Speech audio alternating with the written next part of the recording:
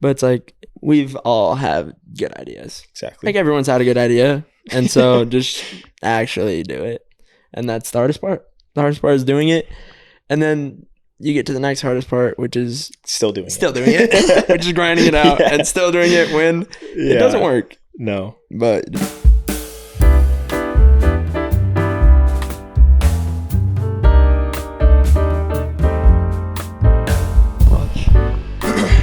all right. Welcome back to the Wilson Seneca podcast. Super excited for this episode in which we'll have Brandon Meredith. Welcome to the podcast. Thank you. Hyped to be here. So we met, what is it, like 3 years ago now at this point? 4 years, something like that? Yeah, I guess it was the start of 2020 was when I got to 2020. That's 4 years ago. That's wild. Crazy. That is crazy. Brandon was one of the first missionaries I met out in Puerto Rico. Oh yeah. And yeah, I thought super highly of you then. I still think super highly of you. Right back at you. What a time to be alive. Yeah. 2020 on the mission, man. Oh yeah. What a time. Wow. But really excited for this episode. I've seen you like at mission stuff and here and there since getting home, but I've kind of been following you just through like social media and stuff like that. Like your Fuera brand and like videography and stuff like that. I'm like, I gotta get Brandon on the podcast. No, I'm hyped. Same here. I feel like it's been very similar. Yeah. Like, oh yeah. Hey, he's doing good. Yeah, no, for sure. That kind of thing. Yeah. No, that's it. So I kind of want to start just kind of getting to know you a little bit better, kind of in the creative realm. So just one of the websites that you shared with me to kind of get to know you better and prepare for this was your own website, the Brandon Meredith website. Brandon Meredith website. Love it. And I was interested to see that in the about section, like of you, you mentioned that you've been like creative for 6 years. Yeah. I'm curious, like, what was the genesis in your mind of creativity? Like, where did that start? I think that's where I like considered myself as like interesting a creative, I'd say, because in high school, at the beginning of high school, like sophomore year, I took video production. Okay. With a girl that was actually from my homeroom. She was our teacher, and that's kind of where it started. My older brother and his friend, they would make the craziest videos at our house, just like random longboarding videos down the street with like GoPros and edit the gnarliest stuff. Like back when there was, what was that app that you can like edit like a missile blowing you up? Do you remember that? I do remember that. It was like special effects app or some random thing.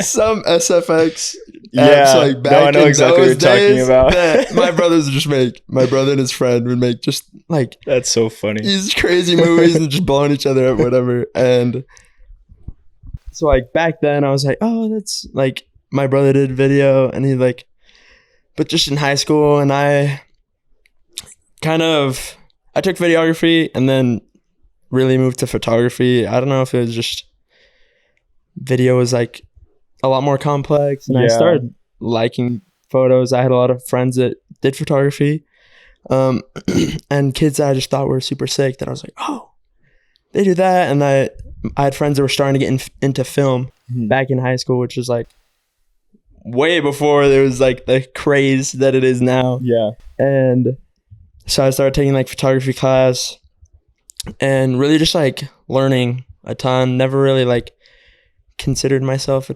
photographer or videographer, and I was just like, oh, I'm a runner. Yeah, because that was my thing. Is I ran track, did cross country, and kind of just never really like accepted it as me being creative, because like my brother was always the artsy one, like not necessarily in video, because I feel like senior year he didn't even like, we did like TV broadcasting, so the news for our high school, and that's had a few. That was like the peak of my videography before after the mission, was making just the weather videos for our high school.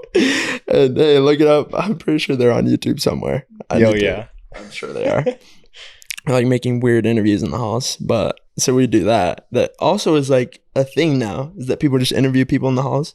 Really? Yeah. Oh yeah. Like I mean, just everywhere. like, yeah, like no, it's UVU, true. malls, like No, it's James very So, true. like all those guys, that style is like very popular right now. Yeah. And we used to do that stuff in high school for our TV, for our whatever, the news. Yeah. For our high school, and I mean, we just thought we were being stupid, but I guess it's a thing now. Yeah. So that's kind of cool. But we definitely influenced that. It was It was you guys that started it. was me and Brett Stewart. Shout out Brett Stewart. There you go. Don't know where he's at, but somewhere. Yeah. So then on the mission, it's very much a turning point in everyone's life. No, yeah. Whether it was a good or bad experience. I was trying to kind of figure out what I wanted to do with my life. Still am. How it goes. And We all are. Yeah, exactly. And I'd gone into like film photography super hard before my mission, and did like pottery in high school and all these things that were like very creative. Mm-hmm. And I was like super into them. Like especially senior year of high school, I had like 2 periods of ceramics like the whole year, sick. and it was just like that was my thing. I was just grinding it after school. I'd just do more pottery, and I just loved it. And then I'm like, no, I'm just a runner, and I don't know what I'm gonna do with my life. And so I'd like look back, and I'm like, oh, I do like taking pictures, but I don't know if I really like taking pictures. Yeah. And I don't know, I just kind of gaslight myself into thinking I'm like, no, I'm not a creative guy. I mean, my brother's creative and kind of that stuff. But yeah, and I feel like it just slowly, I just like accepted that. Yeah. And like, just took more pics. I think what really hit is I came home from my mission and I started posting pictures on VSCO. Yeah. And they were like old film pictures that I took in high school, or even like when I was home for COVID from the mission. Mm-hmm. I took a bunch of film pictures and they just started blowing up. Like, really? I hadn't posted like any of them, and then like VSCO reposted like 2 of them in a week. I remember that. And I do remember you posting like on your story or something like that. Yeah, and I was like freaking out. Like one of my friends was like, dude, VSCO just reposted your picture. And I was like, because I had buddies, shout out Donovan Tong. He was like the first kid that I ever knew that got reposted by VSCO. Uh-huh. And he was like super into film. He was like one of the kids that like super influenced me in like my photography style, I'd say, and like got me wanting to do film because he like had film camera forever. Yeah. And him and this other kid named Daniel Maltzel, their like style was super sick. And then so I was like, oh, I want to get into film. And yeah, like VSCO reposted it, and I was like, wait, people like mine? I was like, wait. So these pictures are good. And then I was like looking at them like, geez, how did I was like, after my mission, looking back at these pictures I took when I was like 17, 16, and I was like, well, I really like put some effort into these pictures, I guess, because I would just go and like, that was like most like 2-3 times a week I would just go after school and just go take pictures of stuff. That's such an interesting thing too, like blowing up on VSCO. Because I feel like that's like against their whole model. Is like no one knows how many likes or reposts you're getting, but like and like I saw that like they reposted it, but I didn't even realize like what that even meant. Or, no, like, literally, yeah. Like the first time, it's so interesting because VSCO is very much like not fake. Yeah, I feel like, and it's very much like organic. No, 100%. Like, just like word of mouth growth and stuff like that, and it's very aesthetic and whatever, and everybody like. Nobody has any idea, which is the other thing that I honestly love. About VSCO, and I'm like people like look at my VSCO like, oh, you have cool pictures. I'm like, yeah, thanks. And then they're like, I'm like, that's it. Yeah. And I think it's awesome. I think it's great because I just have no idea. Still in my own world, and I'm like, nothing's changed. And I think because it keeps you in that like creative mindset, because I feel like blowing up on like social media, especially like, well, like the Instagram, TikTok, it's like. It becomes just like, oh, you're now an influencer. Right. Like, now that's your thing. Like, oh, you're just creating content to get more followers, get more likes. But yeah, VSCO is still like a very like, I still am like, we'll go like 2 months without posting. And it's just, it's just like very much like, oh, if I want to take a sick picture, I will. But I don't have to post 5 times a week. There's no pressure to like be consistent on it. Exactly, yeah, no, I totally I won't agree. just fall off because nobody knows. Yeah, nobody knows, no one cares. And it's just still super sick. And shout out VSCO. VSCO is sick. Super underappreciated, honestly. VSCO is the silent hero. It really is. Yep. I'm curious, like, what permitted you to say, okay, now I'm a creative? Like, what were the like prereqs for that to be like, okay, I'm allowing myself to like be a creative? Because I feel like that's a big thing for definitely. Everyone in their creative journey. Oh, for sure. Especially like at this point in like when you're a young adult and you have to find a career. Yeah. Where it's like, are you going to be a doctor? Are you going to be a lawyer? Like, you better pick soon. Your time is ticking. You got to figure out what you're going to do. And that is a really good question. I think part of it is I just started creating more, I'd say. And I don't know if it was like I don't think it was like one day I was like, okay, I'm now a videographer. Yeah. And this, but I was like, I need to get back into video. I like making videos. I think it'd be sick if I could make sick videos and entertaining videos. And I'm like, oh, do I make a YouTube channel? I feel like I can make funny videos. They're like sick. And so it's like still a constant battle, I'd say. Yeah. Where, yeah, even when like people are like, hey, will you film my wedding video? Hey, will you shoot the like our family pictures? Hey, I'm getting engaged. Will you come take pictures of my proposal? Stuff like that. Yeah. And I'm like, oh yeah, for sure. Like, I'll do it. And then I'm like, oh wait, they actually like I'm like, I really don't know these people. They actually just like my style. And I think that was also very much a big part of it was like and not that I have done it for other people's like input on my style or my work, but that was honestly helped me a lot. Not that I need their like approval, but it helped me like for myself to be like, oh wait, oh maybe I could do this. Oh maybe I should make videos then if people actually do like it. And because it really has just been something for myself, just a hobby, like something that I do enjoy.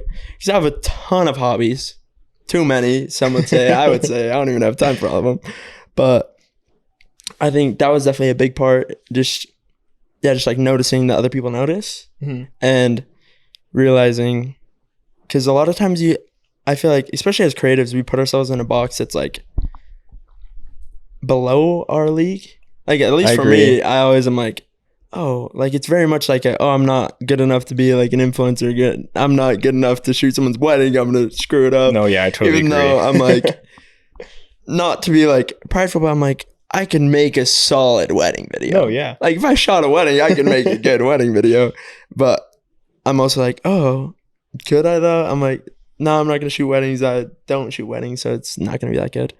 But I feel like that's just been a super big part of me accepting myself as a creative and just people respecting my work and like, yeah, just telling me that they like it. Yeah, I think it's a bigger thing than I think most people realize, especially outside of the creative space. Like how much like a comment or like a compliment like actually means and like for our confidence and stuff like that, because it's intimidating, dude. There's some crazy people out there making some amazing stuff. It is, yeah, definitely. I'm at the point right now where I'm like, people ask me like, are you a creative person? I'm like an aspiring creative. Like I like doing creative things. Like it's cool, but it's like I don't know if I can like label myself yet. So I think it's cool that you kind of like are getting to that point. You're like, no, like this is what I do. I'm good at it. Like this is where I want to take my life, so. No, and that's definitely the hard part. Is like, it's like, at what point am I like? Is it like I need to be good enough where I can say I'm a creative, have enough followers where I can say I'm a videographer? No, yeah. No, it's definitely, it is. Yeah, because obviously there's like cinematographers that are like making crazy movies that are creatives. And then there's also me that I make random videos with my friends or like, I do it for work now, which has also been a big part. Yeah. So like, yeah, people seeing monetary value in it has also been a big part in me like accepting that. Yeah. I think it's awesome too, like you mentioning the different creative outlets that you had growing up. Like it wasn't just videography, like ceramics and other things that you mentioned. Yeah. I'm curious just to kind of like steer a little bit towards Fuera. Like when did that start? Like was that like a kind of dream that you had to kind of start your own clothing brand at some point, or is it kind of a newer development? Yes. Okay. I'm trying to think when I first was like, oh, I'm going to make a clothing brand. Because when I was home for my mission, I just had like this wild thought. I was like, oh, I should make a clothing brand. That'd be cool. Like make sick hoodies. Yeah. There was a kid in my ward that like made. Well, it was just I don't remember who it was. So many people make brands, and true. they're like make brands last a week. That's a the month, biggest thing. Maybe Yeah. they'll just make a T-shirt brand and then sell them to their cousins, and then it dies off. Right. And someone was doing that. I don't remember who it was, and I was like, "Oh, that's sick. I should do that." But then I'm like, so I did. Yeah. And I made this brand that I'm really exposing myself because it's terrible. So we were playing like volleyball with my friends one day, and we like had team names, and we were the Wild Melons. Oh, nice. Who knows why? Like what? Who knows? But I was like, for some reason, I thought that was a good idea for like a name of a clothing brand. Uh-huh. And so like I designed this like skate clothing brand. I don't even know if I could have. I have pictures somewhere, but yeah, I made like, I think, what was it? Teespring. There's this website that you can just design everything on there. You don't do anything. You don't touch Like a a single custom ink piece. vibe. Yeah. Like Gotcha. custom ink, but you can also create your own store, like Okay. through their thing. Oh, no way. And so you don't have to you don't have to touch a single thing. You just go on there, sign up, design the clothes on there, and then people can just, it's like drop shipping. Like they just order cool. it from the company. They just make it per order. That's a smart idea, honestly. Yeah. And so like me, I had no idea what I was doing. That was perfect. Mm-hmm. And then, so I did that, and like I went, so that was like while I was home for COVID for like 3 months. In that time, somehow I just like whipped it up, made a few designs and chucked them on there. And then I went out to my reassignment in Yakima, and I think I had a t-shirt or something, and then somehow, I mean, I can't believe I like told people that was my brand, but at that point, I mean, you're in quarantine, things get out. Yeah. No, but definitely my companions, some of the kids are like, "Oh, I want some," and like the site was still up, and so like They just started everyone buying in the them. mission just started buying them. No way. And I That's was like- sick. And like kids are still, they're like, "Bro, I still have Wild Melons." And like they're all like so hyped on it, and I honestly That's am awesome. super grateful for that. Like that was like huge in me being like, "Oh wait, how did I like build this brand that like kids wanted?" Like Yeah. they're the craziest like colored hoodies I've seen, and like they do not go with the design or whatever. And but like they all were like so hyped on it, and there was like everyone in the mission was talking about this brand. And I was there for 3 months, and I left, and like kids would still order, and like That's so the cool. senior couple was like, "Hey, can we get hoodies?" And I'm like, "Yeah." And then I don't remember when I like shut it down. It might still be up. I should probably shut it down, but I genuinely don't remember closing it or anything, but I don't know how that works. I don't. Maybe your sales will spike after this comes out. Exactly. Maybe Hey, leave it up a everybody little go bit. order Wild Melons.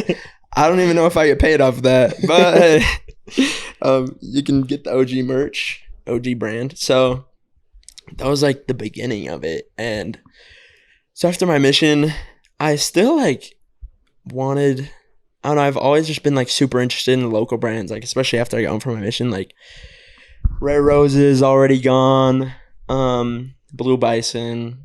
There's like so many local brands that like actually did it, and I thought they were so interesting. Like even Lonely Ghost, like that one's not as, I mean, it's similar, like a local Utah brand, but Yeah, I mean, I never heard of it before yeah, moving out exactly. here. No, so. yeah, and they blew up, and like those brands, like some of them are still pretty small, but like they like survived. Yeah. I think because every brand, like 99.9% of the brands last a month. if Yeah, that. no, it's true. And so once I got home from my mission, I like bought an Already Gone hoodie, and I thought it was so sick. Bought like a Rare Roses hat, and I just like, I got into sales, summer sales. Did that from the summer, not for me.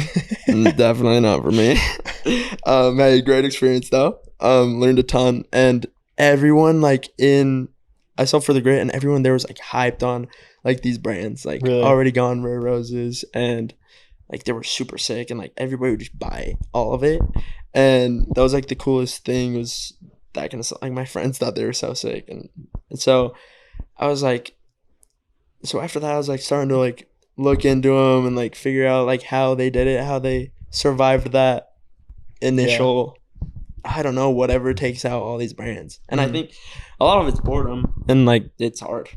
No, yeah. Like starting business is hard. I mean, I think, and I've talked about this on previous episodes, it's a fun idea for about the first 2 weeks of it. And then you're like, wait, it's like not that easy to like be consistent with this type of stuff. And I think that's where most of the drop off is, honestly, for anything. But I'm sure it's very similar with, you know, local brands and stuff like 100%. That. No, that's what I was just going to say. I don't think it's a clothing brand exclusive thing. It's definitely a business and entrepreneurship thing. Is that, and my dad talks about it all the time. He's a business owner, and he's like, it's easy to like do the fun part at the beginning when it's a new brand, and then as soon as you get bored, that's when it's the grind. Like obviously there's a lot of work, but like as soon as you're bored of it, that's when like the grind of entrepreneurship comes, because you just like don't want to do it. You rather do anything else. Just gotta grit your teeth and do it. Sit down and just grind it out.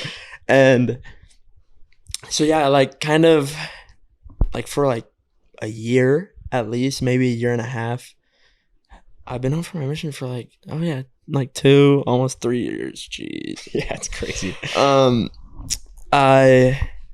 So I just like looked into all these brands, and I was like especially Lonely Ghost, because they're like big. And I was like, what do they do? Like, what's the recipe other than grinding? I'm like, I can grind. I can grind it out, but like, how do I get to that point where I just need to grind it out? And I was trying to come up with like names for so long, and like thinking that was I'm like, oh, Rare Roses is a sick sounding name. Like Walmart.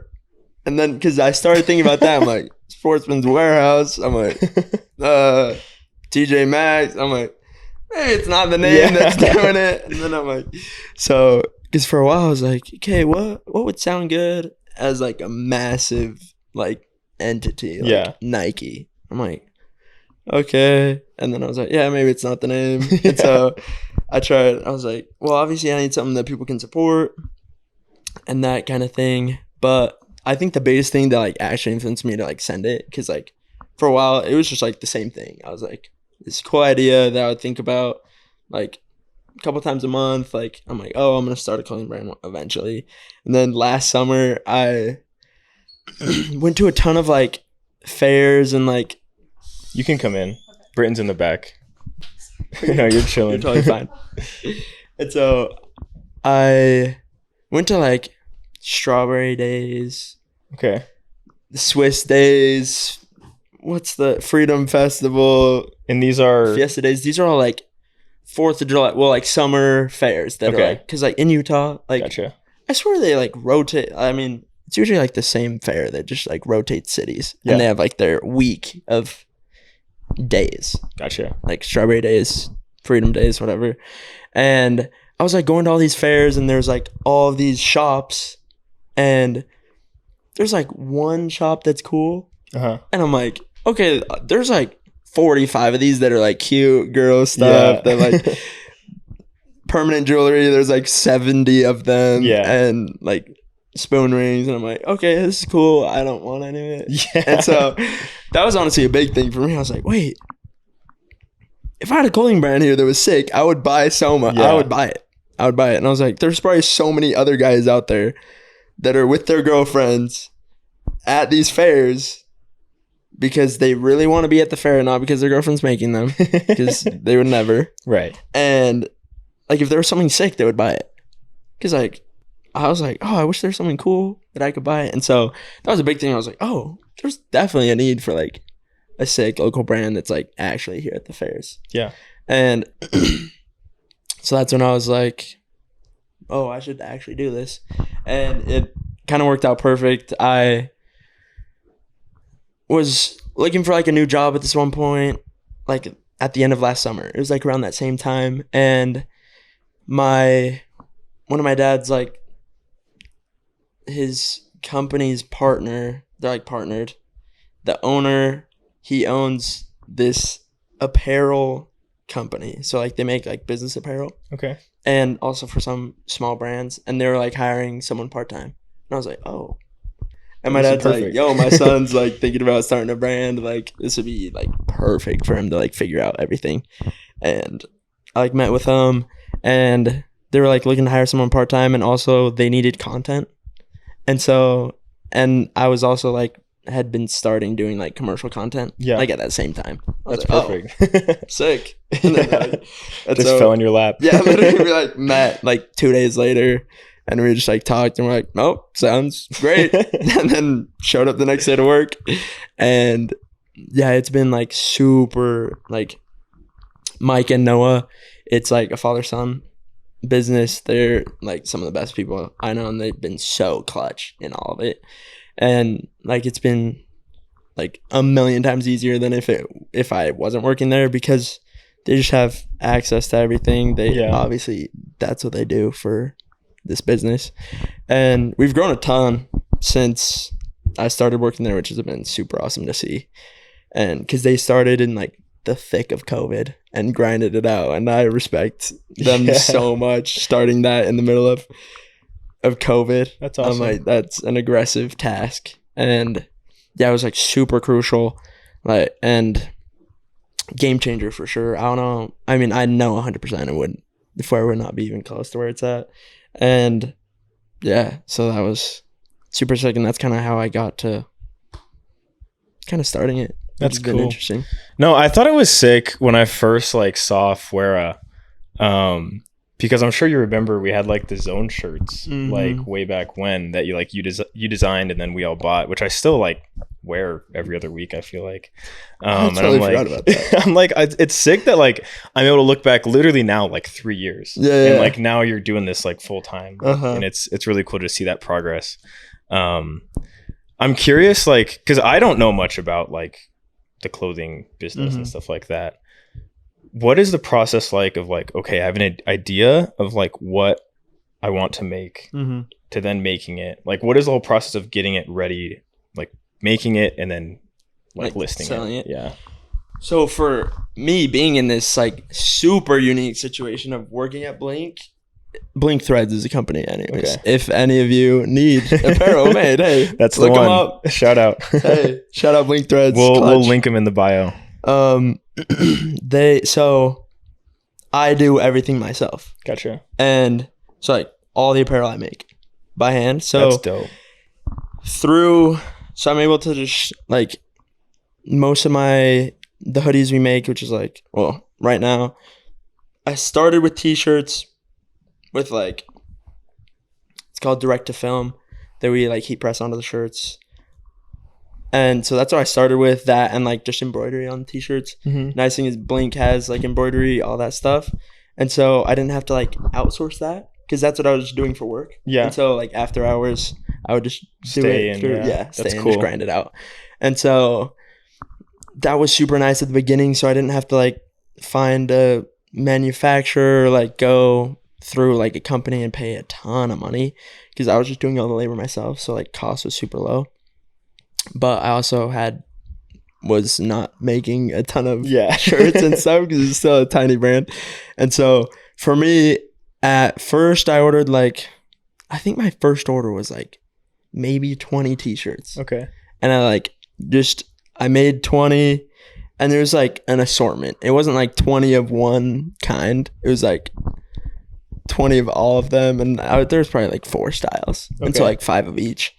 And it's probably like 1 of each size or something tiny. And I was like, oh man, we'll see if I can sell them all. And so I started, what did I do? I made them all. Super simple. I mean, we just ordered, that's the other thing Blink has. I just order them through Blink. Okay. And so, because they have wholesale access and that kind of stuff, because they are wholesalers. Yeah. And so I just order it through them.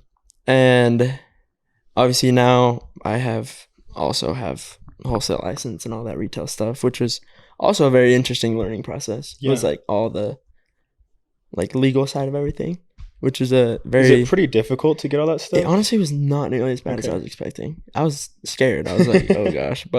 And luckily my dad, as a business owner in Utah, he was like, I just did it with him and he helped me a ton, and it was super simple. And it's been nice because I've been able to help other friends of mine that are starting businesses like super similarly, like, oh, it's really not that bad, and help them through that. So that's been super sick that I can kind of help others within the business realm. And yeah, so I made them, and I had some of those t-shirts for a while. I still have one of them. You should just like hold on to the that. Original. I know. Yeah, don't give that to anyone. I have my own personal ones of like everything. They're like the first run, but then I have like this one 2XL that I just never saw. You just gotta get a giant frame for it and just put it somewhere. Because there was like a couple of them, because like the t-shirts I ordered in, like for some reason, like the XLs and the 2XLs were like a way different shade. Like the colors were just completely off, and I was like, yikes, because they were supposed to be like this cream, but they were yellow, and I was like, oh no. But, like, people still bought some of them, and then I just had these ones for forever. Yeah. And I like gave some of them to my cousin and his friends, and shout out them. They're a couple of them are my roommates now, which is chill, but they've been the OG supporters for real.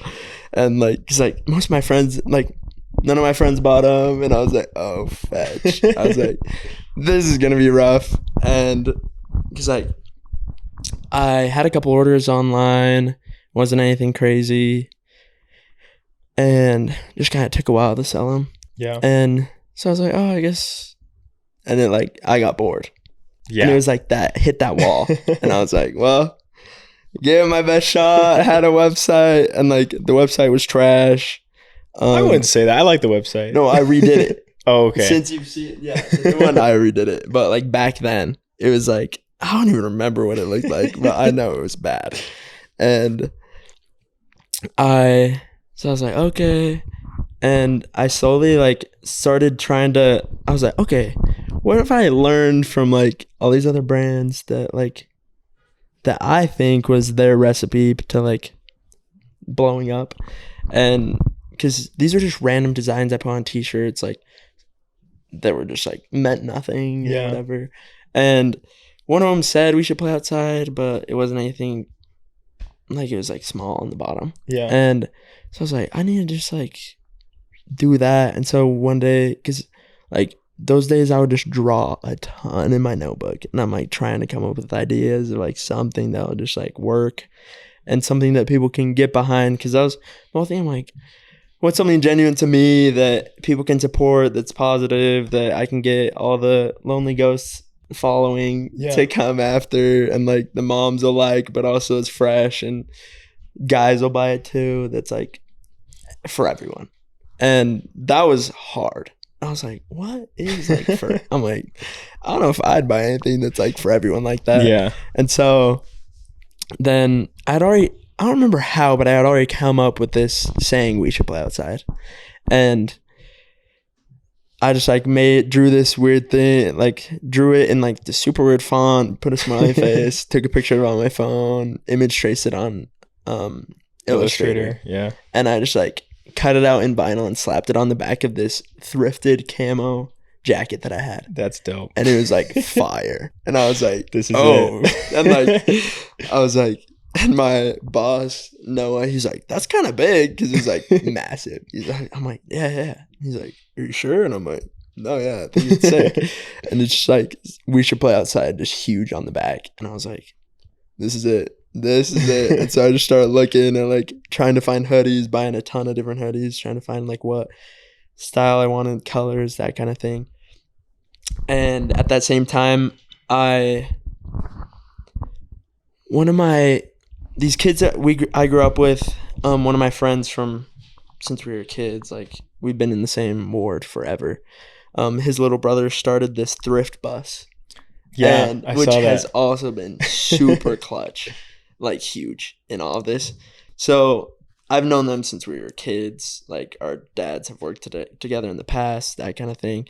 I helped them on like a video shoot. Like Trey, shout out Trey Stevens. I have this like super old camera I got off Facebook for like $20, and it like videos are fire. They're just like super like grainy old digital style look.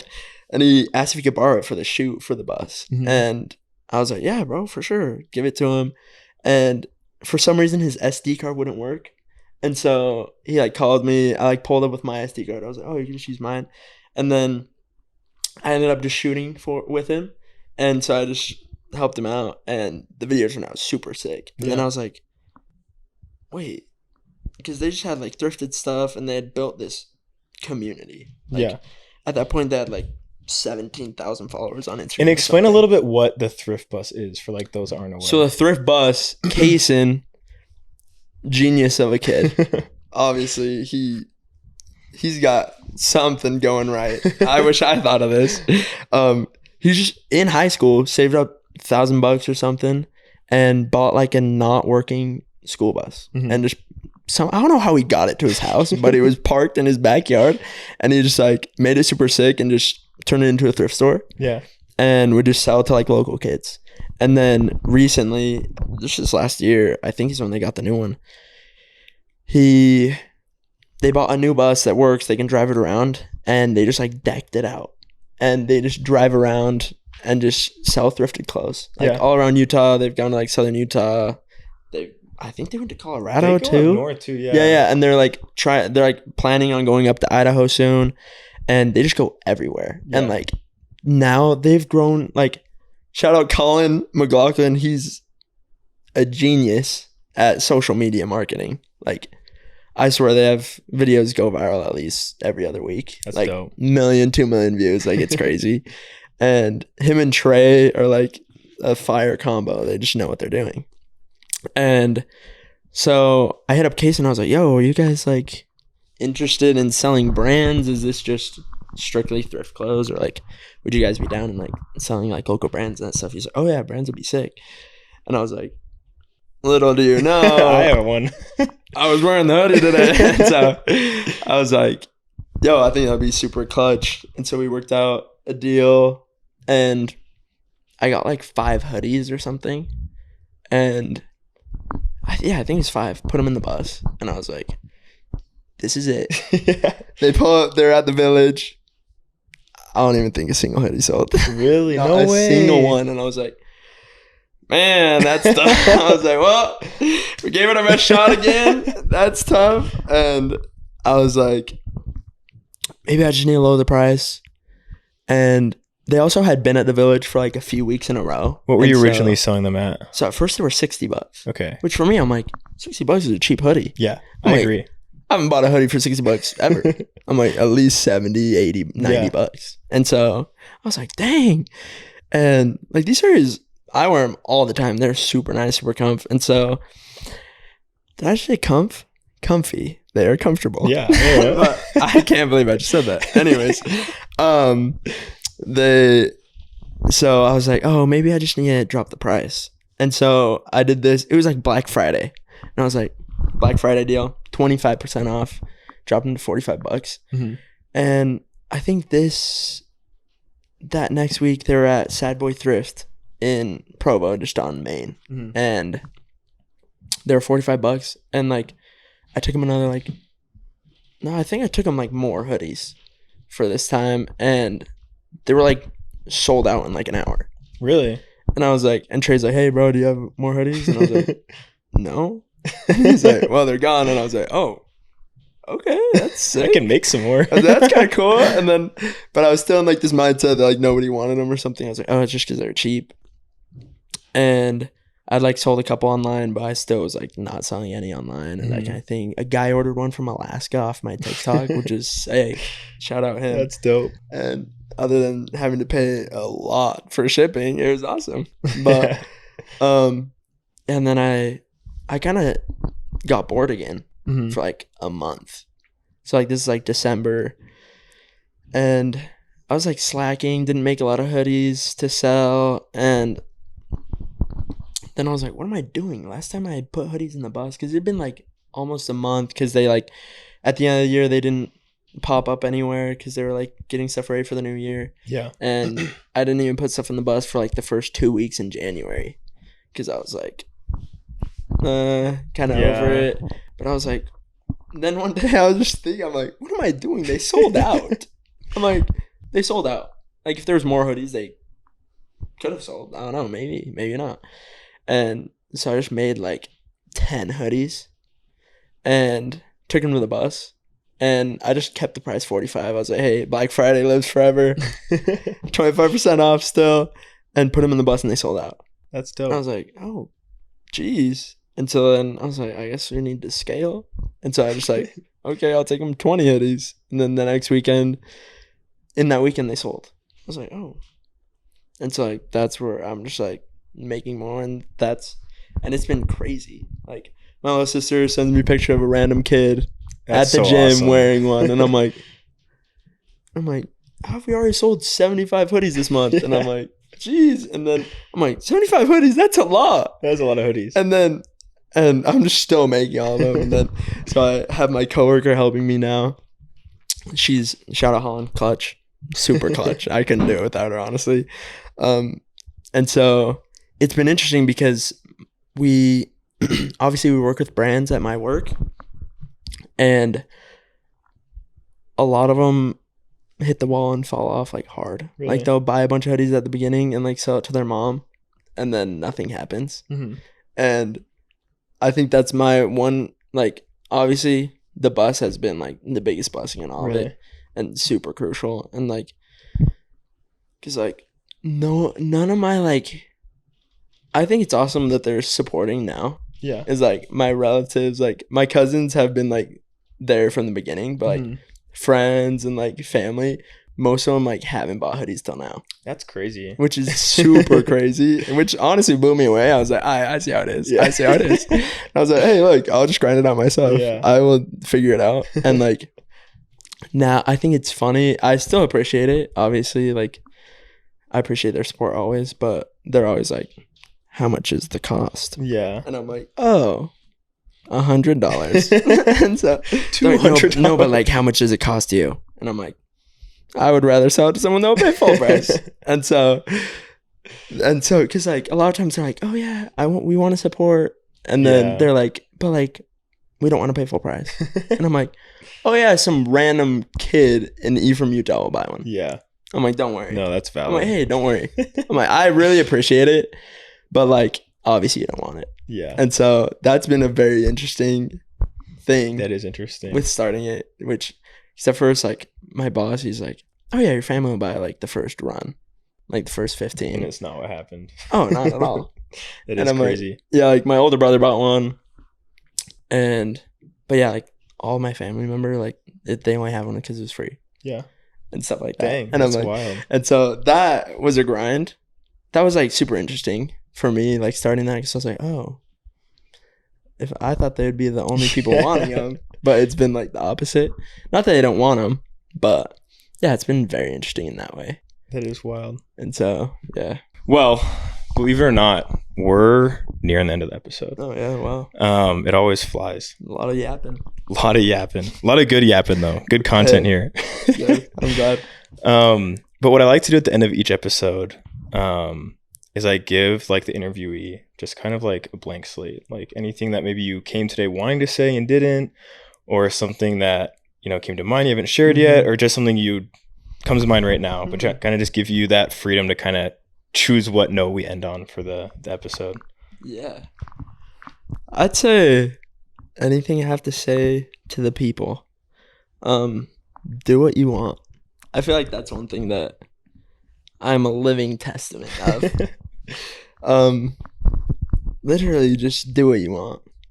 Like, it really doesn't matter. And especially at this point in our lives, like, I came home from my mission, went to a semester of college because my dad promised me he'd pay for a semester of college. Mm-hmm. I did it. Dropped out immediately. I was like, oh, I'm not paying for another. Oh, I have to pay for the next one? Yeah, no way. And dropped out. Didn't go for 2 years. And then this spring, I started up again.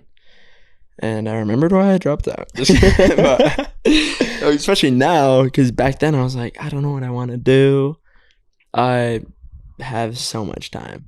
Yeah. And I was like, I don't have the money to be just paying for college if I don't know if I need to go to college. Right.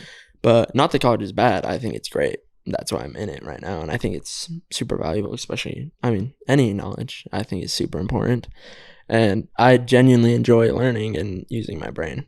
Like, that was the hardest thing for me on the mission, is I'm like, I feel like I haven't thought in 2 years. I'm like, just the same thing every single day. I'm like, that was like tough for me. And then going to college, I was like, I really haven't thought for 2 years. And so, but then, like, obviously my parents wanted me to go to college and everything. and everyone does, and there's a ton of pressure. Oh yeah. And there's a ton of pressure in everything. But I think it's super important just to do what you want. And 'cause at the end of the day, that's so much more worth it, and I think is why we're here. And especially for us members, it's hard because, like, the church pushes learning and not the, and you can learn in so many ways. I agree. But I think that is so much part of Heavenly Father's plan, is us figuring it out. And doing what you want is a crucial part, I think, in finding out Heavenly Father's plan for you. Because if you're just doing what other people tell you to do, you really aren't making decisions for yourself, and that's not a good thing. And yeah, I think it's super sick that, especially this time, we're so young, and there's so much time to figure things out. And if you want to start a business, it's gonna suck. Even if it's like going good, and even if it's like a good idea, if your family and friends don't support you other than verbally, just run it, just grind it out. It'll be super rewarding. Just be ambitious too. Like, we're in our 20s. Yeah. Like, my dad, he's always like all of the billionaires, like the majority of them started their businesses living on a couch in college, living out of their car, something crazy. And that's where it all started. And now's the time for us to, and I'm sure those weren't like their first ideas either. Yeah. Like Apple. No, I agree. Sure that wasn't just the first ever thought was, hey, let's build a computer. But yeah, they just figured things out. And I mean, that's obviously more for the entrepreneurs, but hey, and if you want to be a nurse, go to nursing school. It's going to suck. All of it's going to suck. Life, it's going to be hard. And that's the other thing about these years in our 20s. It's just going to suck. Yeah. It's just going to suck. And one of my friends, I tell him all the time, and because he's always like, oh no, I'm just going to stay home and relax. And I'm like, dude, we're in our 20s and we're going to be tired. That's been like my go-to quote, is where I'm in my 20s and I'm going to be tired because I don't want to be old and tired. Yeah. Because I still am working. That's valid. My 9 to 5. I want to be in my 20s and tired because I'm grinding and trying to figure this out. Yeah. And trying to make it. And trying to do things, change the world. That's a really good So point. why not? Go for it. So now's the time. Hey, that's what monsters are for.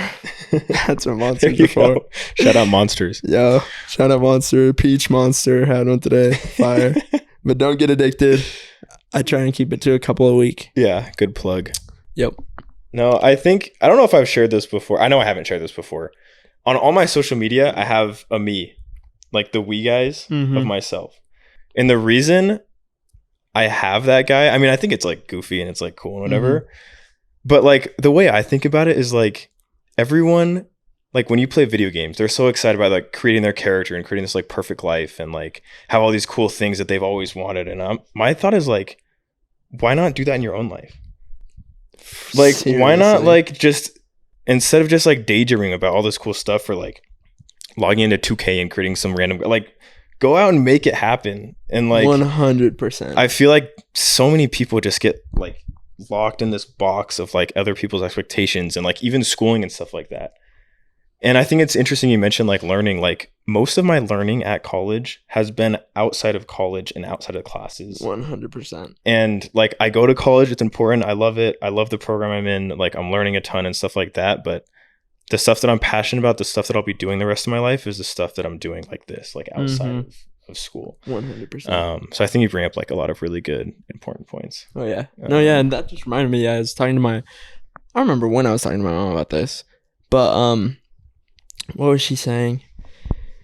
Well, because I was like telling her of some, like one of my buddies, he has like this super good business idea. And I was like, how has nobody thought of that? And she was like, well, somebody probably thought about it, but they're too lazy. Yeah. And that's like literally, like, I'm like, yeah, no way. I'm like, people want to do stuff all the time. Like people who doesn't want to start a successful business? But like nobody's willing to do the work. And that's huge in all of it. and just because everybody has good ideas, and I feel like that's the other thing is like we put everyone in boxes. We're like, oh, only creative people have these good ideas that are gonna work, but it's like we've all have good ideas. Exactly. Like everyone's had a good idea, and so just actually do it, and that's the hardest part. The hardest part is doing it, and then you get to the next hardest part, which is still doing it, which is grinding it out and still doing it when it doesn't work. No, but you just gotta make it work and grind it out. It's true. Sick. Well, thanks so much, Brandon, for coming in. I really enjoyed the conversation today. I hope they did too. Wish you the best of luck with school and with your potentially new job you mentioned before the podcast, and just keep doing this stuff. It's sick. So I'm definitely a supporter. We'll go ahead and end there. Amen.